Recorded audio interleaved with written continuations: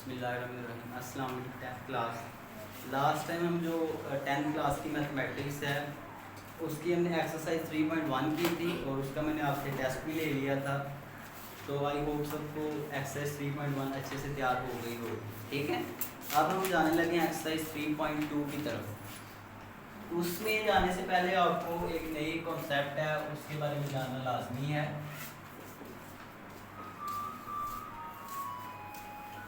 वो है वेरिएशन के बारे में। वेरिएशन आपको पता है कि वेरी से निकला है वर्ड, वेरिएशन का मतलब तब्दीली होता है। ठीक है, इस तरह तब्दीली आ गई। ठीक है, अब तो जब आप वेरिएशन की बात करते हैं कि भाई एक चीज़ जो है उसके हिसाब से दूसरी चीज़ बढ़ रही है या एक चीज़ के हिसाब से दूसरी चीज़ में तब्दीली आ रही है, एक चेंज हो रही है साथ में दूसरी भी चेंज हो रही है, इसको आप सिंपल वर्ड्स में कहेंगे वेरिएशन। क्या कहेंगे?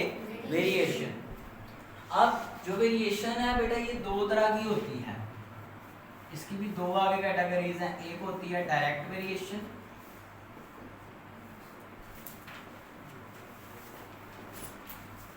और एक होती है इनवर्स वेरिएशन। क्या होती है? इनवर्स।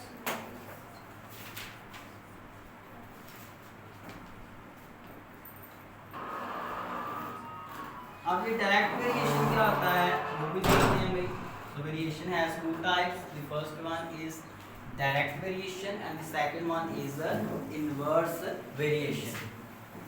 अब डायरेक्ट वेरिएशन क्या है कि भाई एक चीज को आप बढ़ाएं तो उसके बढ़ने से दूसरी चीज भी बढ़ रही है। If we are increasing first quantity and the second quantity is also increasing, अगर हम पहली क्वांटिटी को बढ़ा रहे हैं तो साथ में दूसरी भी बढ़े, इसको कहते हैं डायरेक्ट वेरिएशन। या ये भी कह सकते हैं डायरेक्टली प्रोपोर्शनल। हम कहते हैं कि नहीं कि दो चीज़ें आपस में क्या है? डायरेक्टली प्रोपोर्शनल हैं। कि भाई आप एक चीज़ को कम कर रहे हैं तो दूसरी भी साथ वही, जो पहली में आप असर ला रहे हैं वही दूसरी में भी वही असर आ रहा है। ठीक है, सो आप कहेंगे इसको डायरेक्टली प्रोपोर्शनल भी कहते हैं। क्या कहते हैं? Directly proportional. If by increasing the first quantity, अगर पहली चीज बढ़ाने से the second one is also increasing, then variation, तो फिर जो तब्दीली है वो कौन सी है? डायरेक्ट वेरिएशन है। इज कॉल्ड, डायरेक्ट की दरवाजा सही तरह बंद कर दो, डायरेक्ट वेरिएशन। ठीक है, अब बेटा हमारे पास इनवर्स वेरिएशन क्या होता है? इसको आप इस तरह लिखते हैं कि अगर y डायरेक्टली प्रोपोर्शनल x के, तो ऐसे आप लिखेंगे इसको। ठीक है, कि भाई y इंक्रीज हो रहा है तो साथ में x भी, y डिक्रीज हो रहा है साथ में x भी। ठीक है, अब हम इनवर्स वेरिएशन की तरफ जाते हैं। तो इसका मतलब ये होता है कि अगर भाई आप एक चीज को बढ़ा रहे हैं और दूसरी उसके उलट जाए, एक बढ़ाएं और दूसरी कम हो, दूसरी क्या हो? कम हो, तो इसका मतलब ये है कि एक दूसरे के इनवर्स है, उलट है, तो इसको कहते हैं इनवर्स वेरिएशन। या ये भी हो सकता है कि आप एक चीज को कम करें और दूसरी बढ़े, ऐसे है कि नहीं? तो इसको बेटा आप क्या कहते हैं? Inverse variation. तो if by increasing first quantity, पहली चीज बढ़ाने से, the second one is decreasing, दूसरी क्या हो रही है? डिक्रीज हो रही है, कम हो रही है, देन, या वाइस वर्सा भी हो सकता है इसका। वाइस वर्सा का मतलब होता है कि इसका उलट, कि भाई इसमें हमने क्या किया है कि पहली को बढ़ाया और दूसरी कम हुई है, तो ये भी तो उलट हो सकता है कि पहली को कम करे और दूसरी बढ़े। समझ आ गई कि नहीं? तो देन वेरिएशन इज कॉल्ड, क्या कहलाता है भाई? इनवर्स वेरिएशन कहलाती है। ठीक है, इसको इस तरह से लिखते हैं कि y आप बढ़ा रहे हैं तो x क्या हो रहा है? कम हो रहा है। y inversely proportional to x, y is inversely proportional to x। आप ये भी कह सकते हैं कि x को बढ़ाया जा रहा है और y कम हो रहा है, x को कम किया जा रहा है तो y बढ़ रहा है। समझ आ गई कि नहीं? तो अब जरा हम बात करेंगे इसकी एक्सरसाइज 3.1 की। ये मैंने थोड़ा सा आपको इंट्रोडक्शन देना था। एक्सरसाइज 3.1 की तरफ जाते हैं, 3.2 की तरफ। तो याद रखना आपने बेटा, जब भी ये चीज़ आएगी कि y डायरेक्टली प्रोपोर्शनल x है या y इनवर्सली प्रोपोर्शनल 1/x है, तो आपको पता है कि आप क्या करते हैं, ये प्रोपोर्शनैलिटी का साइन खत्म करने के लिए आप बीच में कांस्टेंट लगाते हैं। याद है कि नहीं याद? तो यहाँ पे भी प्रोपोर्शनैलिटी का साइन खत्म करने के लिए आप क्या लगाएंगे? कांस्टेंट लगाएंगे। याद है ना? तो यही चीजें हम यहाँ पे करेंगे। सो अब हमारे पास क्या रहा है, एक्सरसाइज 3.2 का फर्स्ट क्वेश्चन आज का आपका होमवर्क है और साथ में जो मैंने थोड़ी सी डेफिनेशन लिखवाई है। क्वेश्चन नंबर 1 ये कह रहा है, if y varies directly as x, statement में क्या है कि अगर y डायरेक्टली प्रोपोर्शनल है x के, ठीक है, and y is equal to 8, y किसके इक्वल है? 8 के इक्वल है। And when x is equal to, कितना है भाई x हमारे पास? 2 है। फाइंड, क्या करें भाई आप? फाइंड करें। मैं क्या करता हूँ, इसका पहला और तीसरा पार्ट कर देता हूँ। क्या फाइंड करें भाई? कह रहा y in terms of x, y को फाइंड करें x की टर्म्स में। अब कैसे करेंगे? सबसे पहले तो हम ये ऊपर वाली चीज पकड़ते हैं, सॉल्यूशन y डायरेक्टली प्रोपोर्शनल है x के, तो यहाँ पे कांस्टेंट हम लगाएंगे, y इज इक्वल टू हो जाएगा किसके? kx के।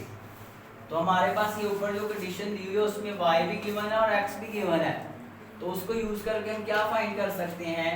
k फाइंड कर सकते हैं। तो k इक्वल होगा किसके? y और x से। ठीक है, तो फाइंड कर लें भाई, k is equal to y कितना है? 8 है और x कितना है? 2 है। तो ये 4 आ गया। k कितना आ गया हमारे पास? 4।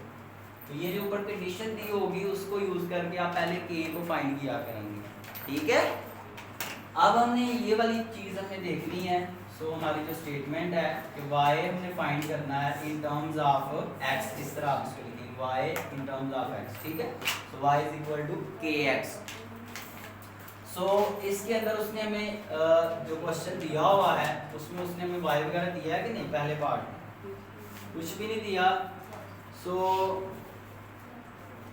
इसमें आप करेंगे क्या? y इज इक्वल टू,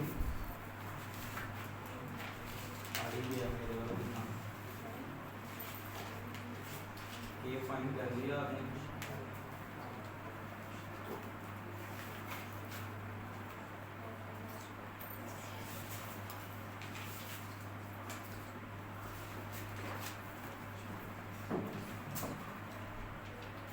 किसी उसने वैल्यू नहीं दी हुई हमें, find y in terms of x।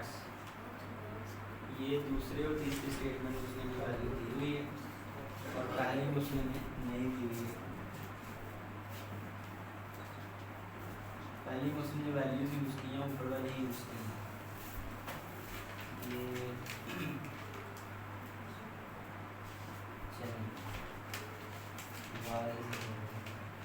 तो यहाँ पे वैल्यूज नहीं दी हुई, तो आप इसको सिंपल ऐसे ही कर लेंगे। देखें भाई, जब आपने इसको फाइंड करना है y को टर्म्स की x की टर्म्स में, तो आप किस तरह से करेंगे?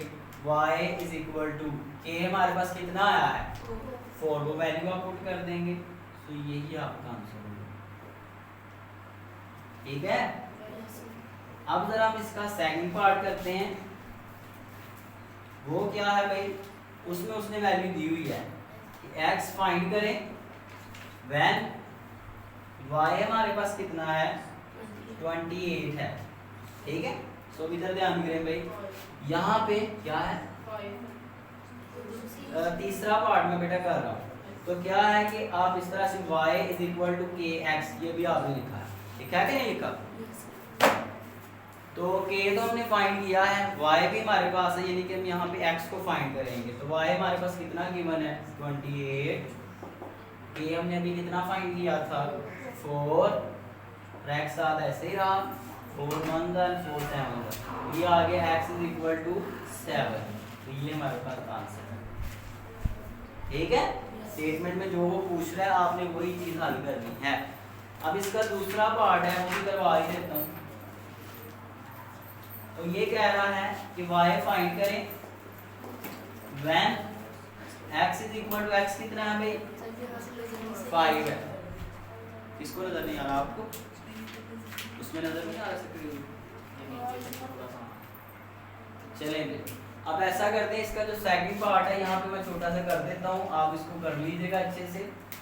सो y फाइंड करना है आपने, और x हमारे पास यहाँ पे कितना है 5 है। So y is equal to के एक्स हो जाएगा, ऐसे ही है ना। सो y ऐसे ही रहा, k हमारे पास 4 था, ठीक है, और x हमारे पास कितना है 5 है। तो y इज इक्वल टू कितना आ गया है 20, ये हमारे पास आंसर है। तो कल के लिए ये बेटा आपका काम है, इसको आप तैयार करके आएंगे।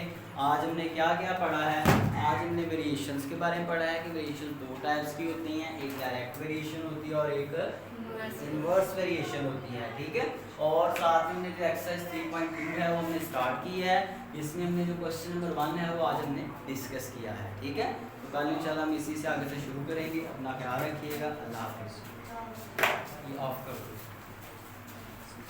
ठीक है।